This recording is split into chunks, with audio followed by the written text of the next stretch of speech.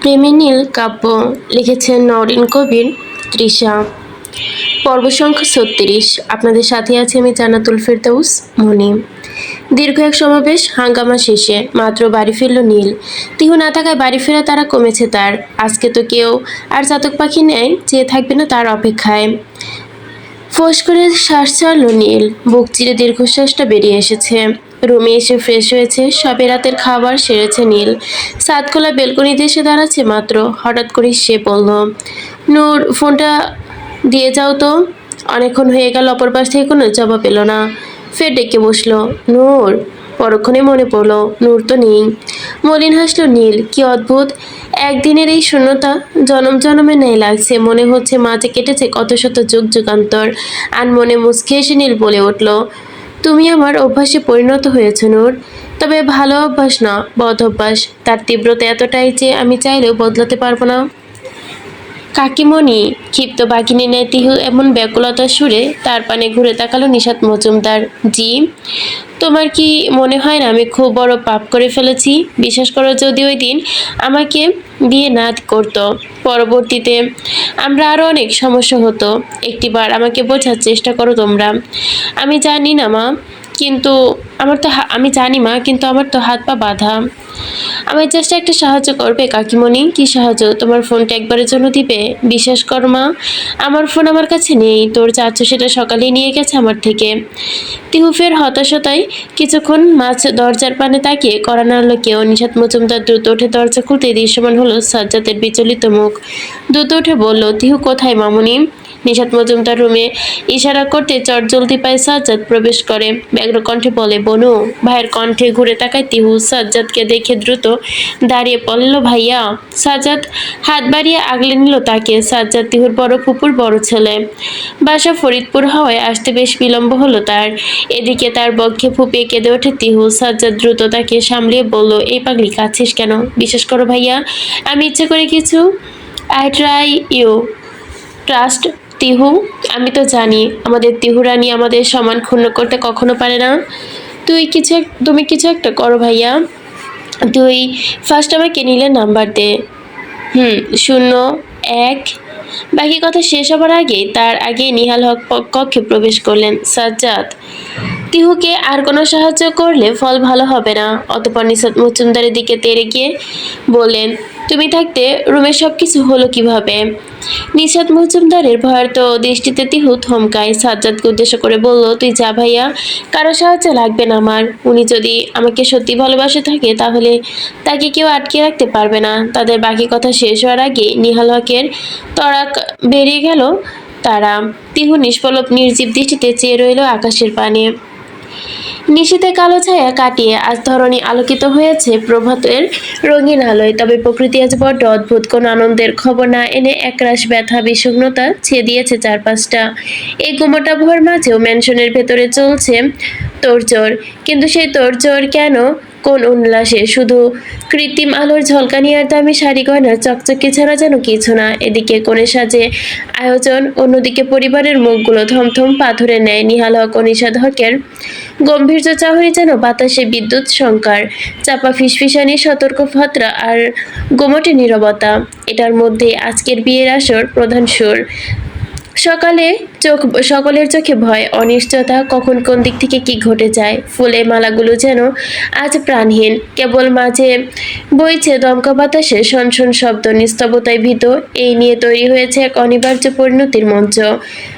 তার মনে দৃঢ় বিশ্বাস, নীল আসবে আসবে। তিহু পুতুলের ন্যায় বসে আছে সে অপেক্ষায়। কেননা নীলের তো একদিন তাকে বলেছিল, সে যেখানেই যাক নীলের দৃষ্টির অন্তরালে কখনোই যেতে পারবে না। তবে আজ কেন টের পেল না নীল?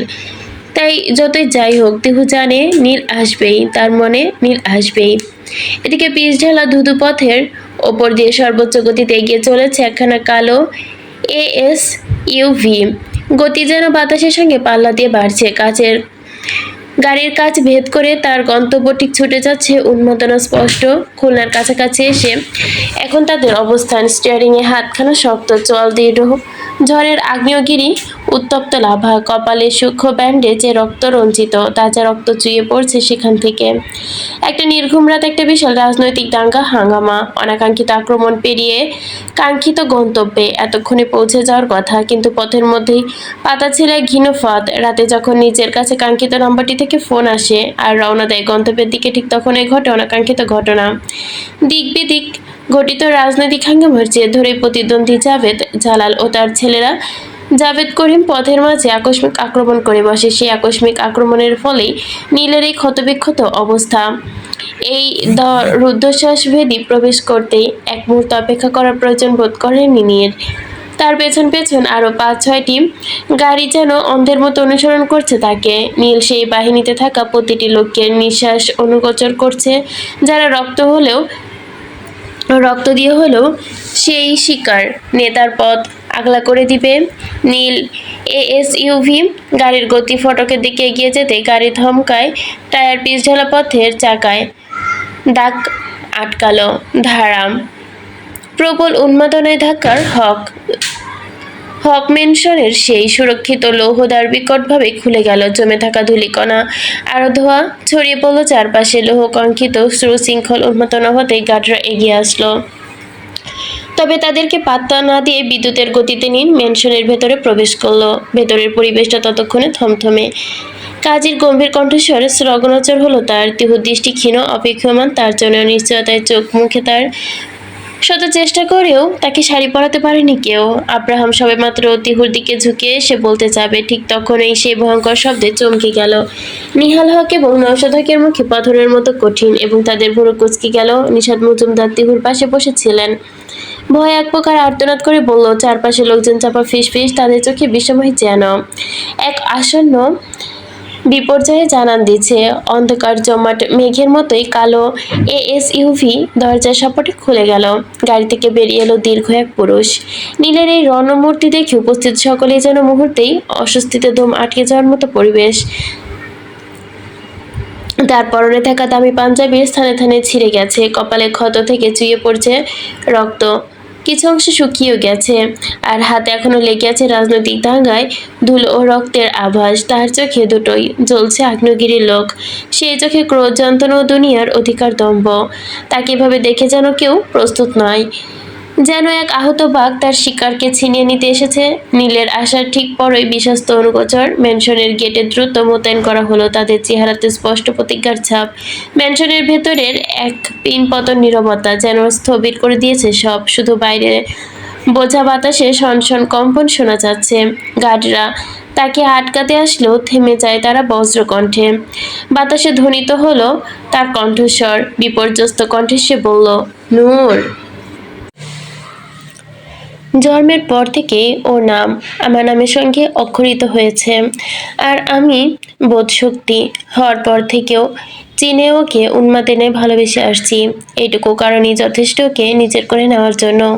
বিধ্বস্ত নীলের গর্জে ওঠা বজ্রকণ্ঠ প্রতিধ্বনিত হলো সমগ্র কক্ষ জুড়ে, কম্পিত হলো উপস্থিত প্রত্যেকটি মানবের দেহ। নিহালক ক্ষুদ্র বেগে এগিয়ে এসে বললেন, কে তুই? আমাদের বাড়ির মেয়ের দিকে মনন্তর অধিকার তোকে কে দিয়েছে? আমি দিয়েছি, ভেসে আসা গুরুগম্ভীর কণ্ঠে। সকালে পিছে ঘুরে তাকালো। ঠিক তখন ওই রাশভারী পদচারণায় সেখান থেকে উপস্থিত হলো ওয়ালিদ খান। তাকে দেখে চূড়ান্ত বিস্ময় হলো সকলে। নিশাদ হক বিস্মিত সুরে বললে, ওয়ালিদ তুই? নওশাদ হক কিছুটা নরম হয়ে পড়লেন। নিহাল হকের গুরুগম্ভীর কণ্ঠে বললেন, আরে আরে, প্রফেশনাল গদ্দার যে, কিন্তু আমাদের এই বাড়িতে আপনার কি? মুখ সামনে কথা বল নিহাল, ভুলে যাস না তোর বড় আমি। ওয়ালিদ খানের এমন কথায় নিহাল হক তাচ্ছিল্যের হাসি হেসে বললেন, আরে চাচা, বড় তো আমার আব্বাও ছিল, যে আপনাকে ছেলের মতো মানুষ করেছিল। কিন্তু বিনিময়ে আপনি কি করলেন? বিশ্বাসঘাতকতা। যেখানে রৌশানারা আর নফেল ভাই দুজনই দুজনকে ভালোবাসতো, সেখানে বিশ্বাসঘাতকতার পোষ চড়ছে কোথা থেকে? আরে যান, আপনার ভালোবাসা সম্মানের প্রশ্নেও সব ভালোবাসা হক জীবন্তর কবর দিয়ে দেয়। এটাই তাদের সাথে আমার সম্পর্ক। তাদের কথার মাঝে নুরুজ্জামান হক কোত্থেকে যেন আসলেন। তুমি এখানে কি করছো ওয়ালিদ? ওয়ালিদ খান সালাম করতে যেতেই নুরুজ্জামান হক সরে গেলেন। তিনি বললেন, আমার ছেলের বউকে সসম্মানে ফিরিয়ে নিয়ে যেতে এসেছি। চলে যাও, চলে যাও আমার হক মেনশন পেরিয়ে। চাচা, নিহাল হক তেড়ে এসে বললেন, কথা কানে যায়নি, বেরিয়ে যান আপনাদের অসভ্য ছেলেকে নিয়ে। বাবার প্রতি এমন উদ্যোগ আচরণে নীল এগিয়ে এসে নিহাল হকের হাত ধরতেই বললেন, আপনাদের সম্মান বজায় রেখেই কথা বলছিলাম, কারণ আমার বাবা মামাকে এই শিক্ষা দিয়ে বড় করেছে। কিন্তু আপনারা যদি নিজেদের সম্মান না রাখতে জানেন, সেক্ষেত্রে আমার কিছু করা থাকবে না। নিহাল হক ঝাপটায় নিজের হাত সরিয়ে নিলেন। বাবা যেমন বিশ্বাসঘাতক, তেমনই অসভ্য একজন। আবার বাবার সম্মান ডুবাতে আরেকজন এসেছে ভাইজানের সম্মান ডুবাতে। তাতে এসব কথার আগাগোড়া কিছুই বোঝেনি তিহু। বোকা দৃষ্টি মেলে তাকিয়ে আছে শুধু। এদিকে এত কিছুর মধ্যে আব্রাহাম কাজী সাহেব এসে তাড়া দিলেন, বললেন জলদি বিয়ে পড়ানোর কথা। কাজী সাহেব রাজি না হতেই তার ওপর চোটপাট শুরু করলো আব্রাহাম। তিহু হাত ধরতে এক ঝাটকায় নিজের হাত সরিয়ে আব্রাহামের চোয়ালে সপাটে চর বসালো তিহু। আব্রাহাম পাগলামো তখনও কমছে না যেন। আব্রাহাম হাত বাড়াতেই নীল এগিয়ে এসে থাপ্পড় বসালো অন্য চোয়ালে। সঙ্গে সঙ্গে রুষ্টিবান্ত হয়ে গেল আব্রাহামের চোয়াল। তবুও থামল না আব্রাহাম। নিজেকে সামলিয়ে নীলকে উদ্দেশ্যে হাত বাড়াতে যেতে নীল হাত মুচড়ে দিল তার। আব্রাহাম উন্মাদের ন্যায় আওড়ালো, আমি তোকে ভালোবাসি। 10-10টা বছর যাবৎ উন্মাদের ন্যায় ওকে চেয়ে এসেছি, আর তুই দুদিনের মোহে ওকে নিয়ে যাবি? কখনো না, আমি বেঁচে থাকতে এটাও সম্ভব না। তার এমন কথায় তার ছেলের হাসি হাসলো নীল। বেশ শব্দ করে বলল, তুই 10 বছর যাবত ওকে চেয়েছিস, আর আমি বোধশক্তি হওয়ার পর থেকে। তুই মন থেকে ওকে চেয়েছিস, আর আমি প্রতি মোনাজাতে। তুই ওকে দেখে ভালোবেসেছিস, আমি না দেখে। তাহলে বল, তুই যদি তথাকথিত ভালোবাসার জেরে এতটা উন্মাদ হতে পারিস, তাহলে আমার প্রতিটা মোনাজাতের ফসলকে কিভাবে হাতছাড়া করতে দিতে পারি? এমন কথায় বাকরুদ্ধ হয়ে গেল সকলে। তিহু তো বিষময় চূড়ান্ত সীমায় আরোহণ করছে। তার মানে তাদের সম্পর্কটা দুদিনের ছিল না, কিন্তু তিহু তো তাকে সবে মাত্র দুদিনই হলো চিনছে। সে বিচলিত কণ্ঠে বলল, নেতা সাহেব। নীল তার দিকে তাকিয়ে মলিন হাসলো। হয়তোবা আমি তোমাকে কোনো একদিন বলেছিলাম, হয়তোবা ভুলে গিয়েছো বলতে। তবে এটা সত্যি যে আমি তোমাকে বলতে চেয়েছিলাম। সেই দিন তুমি আমার ভালোবাসার কথা জানবে না, সেদিন তুমি বড্ড আফসোস করবে।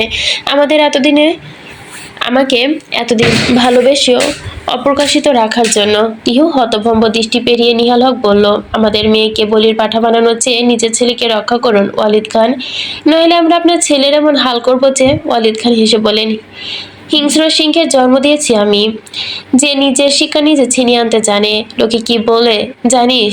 সিংহ আমার ওয়াহাজ। ওকে আমি সেই শিক্ষাই দিয়েছি। চলতি পথে এমন 2-1টা কাঁটা কি করে উপড়ে ফেলতে হয়, তার জন্য সে একাই যথেষ্ট। নওশাদ হক এতক্ষণে চুপ ছিলেন। নীরবতা পেরিয়ে হঠাৎ তিনি বললেন, চুপচাপ এখান থেকে বেরিয়ে যাও ওয়ালিদ। আমি চাচ্ছি না আজকের শুভ দিনে কোনো রক্তক্ষয়ী হোক। ওয়ালিদ খান কিছুটা অদ্ভুত কণ্ঠে বলল, এখানে রক্তারক্তির কি দেখেছিস? তোকে দেওয়ার কথা মান রক্ষা করা মাত্র। ভুলে গেলি কথাটা? তুই দিয়েছিলি যে তোর মেয়ে হলে আমার পুত্রবধূ করে নিয়ে যাবে। সেই কমিটমেন্ট পূরণ করতে এসেছি আজ। তুই এবার আরও সামলাতে পারলো না নিজেকে। কৌতূহলী প্রশ্ন করেই বসলো, তোমাদের সমস্যা কোথায় বাবা? চাচু? নিহাল হক নিশাত মজুমদারকে উদ্দেশ্য করে বলল, তোমরা ওকে রুমে নিয়ে যাও, আর বাড়ির কাউকে যেন আমি এখানে না দেখি, অন্তত আমি না বলা অবধি। আব্রাহাম রক্তাক্ত অবস্থায় বলল, বিয়ে না করে তিহু কোথাও যাবে না। তার কথা বলতে দেরি, সঙ্গে সঙ্গে নীলের মুষ্টিঘাতে ক্ষতবিক্ষত হতে দেরি হলো না। সে তো শুভ্র পাঞ্জাবি রক্তে রঞ্জিত হলো। আঘাত প্রতিঘাতে রক্তাক্ত হয়ে এলো দুজনেই। শেষ পর্যন্ত প্রায় অচেতনাগ্রস্ত অবস্থাতে আব্রাহামের বাহু কষ্টে নীলকে সরাতে চেষ্টা করলো অদৃশ নাহাল। দ্রুত অজ্ঞানপ্রায় ছেলেকে বক্ষে আগলে বেরিয়ে গেল। তবে যাওয়ার আগে নওশাদ হক আর নিহাল হককে উদ্দেশ্য করে সতর্ক কণ্ঠে বললেন, আপনাদের পারিবারিক সমস্যার জন্য আমার ছেলে যদি কিছু হয়, আমি আপনাদের ছেড়ে কথা বলবো না।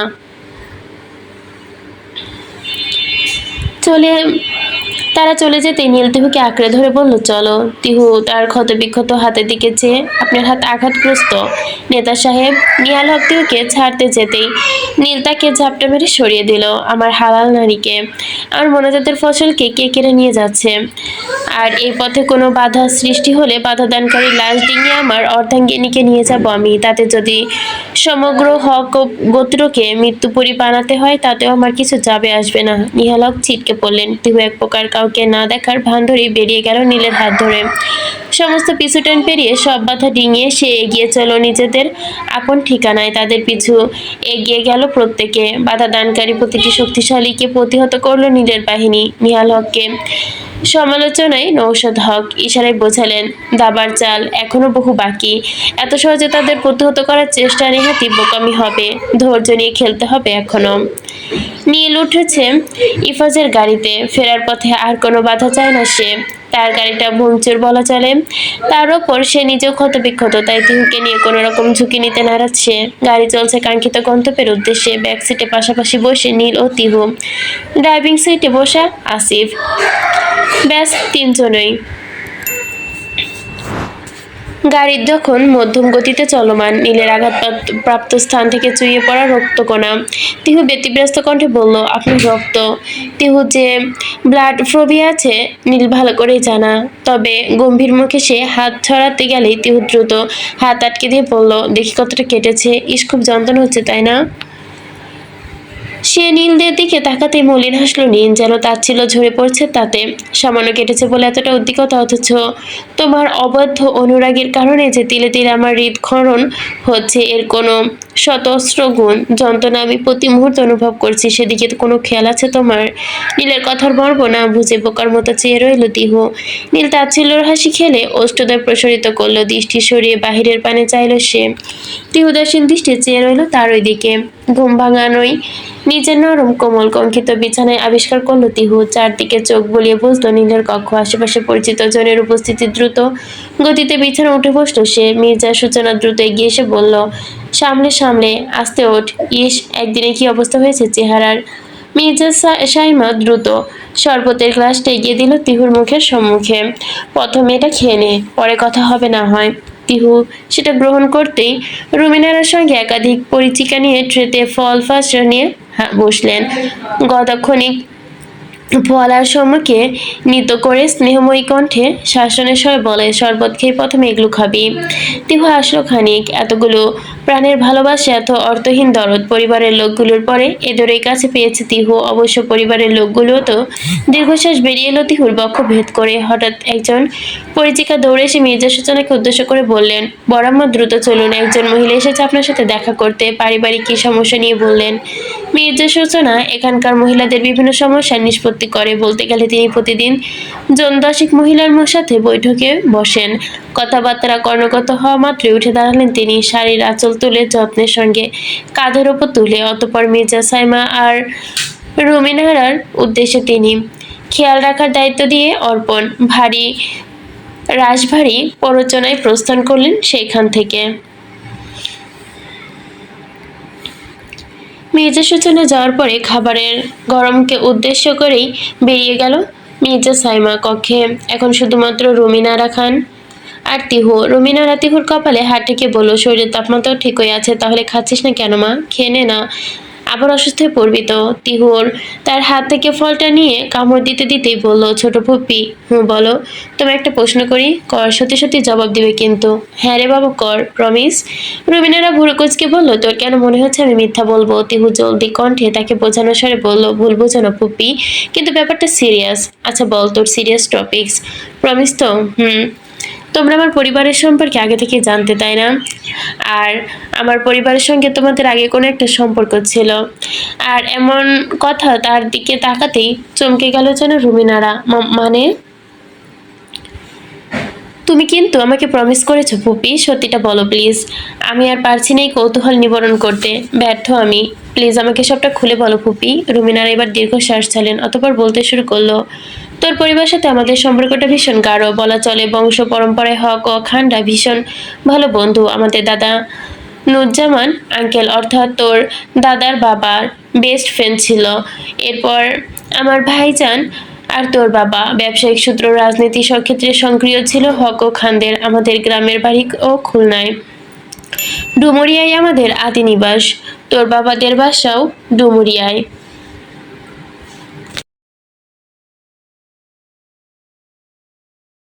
কিন্তু 20 শতকের শুরুর দিকে নয়া নয়া রাজনৈতিক অঙ্গনে যখন আমার বাবার তোর দাদা প্রবেশ করে, তখন গ্রামের শত্রুরা আর ব্যবসায়িক কারণে তারা খুলনায় আসেন। অতঃপর এখানে বড় একটা ব্যবসা শুরু করেন। দিন যেতে যেতে ব্যবসার উন্নতির সঙ্গে রাজনৈতিক তারা সক্রিয় হয়ে ওঠেন। তবে ভাগ্য আমাদের সহায় ছিল না। আমি যখন নূর খুব ছোট, ওই ধর 10 বছরে তখন আমার বাবা এক রাজনৈতিক সমাবেশে গুলিতে নিহত হন। তারপর হক মেনশন হয় আমাদের আশ্রয়স্থল, যদিও খুলনার বুকে খানমহল নামক বিরাট মহলের উত্তরসূরি আমরা। তবে নুরুজ্জামান আঙ্কেল আমাদের কাছে নিয়ে যান। ধীরে ধীরে ভাইজান রাজনীতিতে প্রবেশ করে। নৌশদ ভাইও, তিনিও বেস্ট ফ্রেন্ড ছিলেন। দুজনে কাঁধে কাঁধ মিলিয়ে রাজনৈতিক সামলাতে থাকলেন। দুজনের সম্পর্ক এতটাই ঘনিষ্ঠ ছিল যে তারা একে অন্যের রাজনৈতিক কথা নিয়ে কথা রাখতেন। আগে যার ছেলে হবে তার সাথে অপরজনের মেয়ের বিয়ে হবে। দিন গড়াতে গড়াতে হঠাৎ ঘটে আরেক বিপর্যয়। তুই হয়তো জানিস না, তোর আরো একটা বড় চাচা আছে, তোর বাবারও বড়। এ পর্যায়ে থামলেন রুমিনারা। তিহু বিস্ফোরিত দৃষ্টিতে তাকালেন। আমার বড় চাচা? হ্যাঁ, নওফেল ভাই। তিহু চমকিতে দৃষ্টিতে তাকালো রুমিনারার দিকে। ফের শুরু করলেন, তোদের গোত্রীয় একটা রেওয়াজ ছিল, ভালোবাসার বিয়ে নিষিদ্ধ। তবে গোত্রের এরূপ রেওয়াজে গণ্ডিসীমা পেরিয়ে সেই নিষিদ্ধ সম্পর্কে জড়িয়ে পড়ে আপা আর নওফেল ভাই। কিছুদিনের মধ্যেই এটা জানাজানি হয়। নুরুজ্জামান আঙ্কেল তো রীতিমতো রেগে মেগে আগুন হয়ে যায়। মা তাকে বোঝানোর চেষ্টা করলে তিনি নারাজ। তার ভাষ্যমতে এটা পারিবারিক রীতি। এত ঘনিষ্ঠ বন্ধু হওয়া সত্ত্বেও এরূপ গোঁড়ামির কারণে শুধুই বোকামি ছিল। অতঃপর ঘটে অঘটন। আপার সঙ্গে নওফেল ভাই বেরিয়ে আসে বাড়ি থেকে। দুজনের পাড়ি জমায় সুদূর কানাডায়। আর তাদের এ কাজে সহায়তা করে আমার বড় ভাইজান। আপা রৌফিনের জন্মের পরে বছর 5-এর মধ্যে ফিরে আসেন নওফেল ভাই। আর ফেরেনি। তবে সেই দেশ থেকেই ছেদ করে দীর্ঘদিনের সম্পর্ক। ভেঙে যায় হক আর খানদের বংশ পরম্পরায় সেই বন্ধুত্ব। আমরা চলে আসি রাজধানী। ভাইজান ফের এককভাবে শুরু করে ব্যবসা, যোগ দেয় রাজনীতিতে। ধীরে ধীরে আমাদের অবস্থা উন্নতি হতে থাকে। বর্তমানে এখন আমরা এখানে।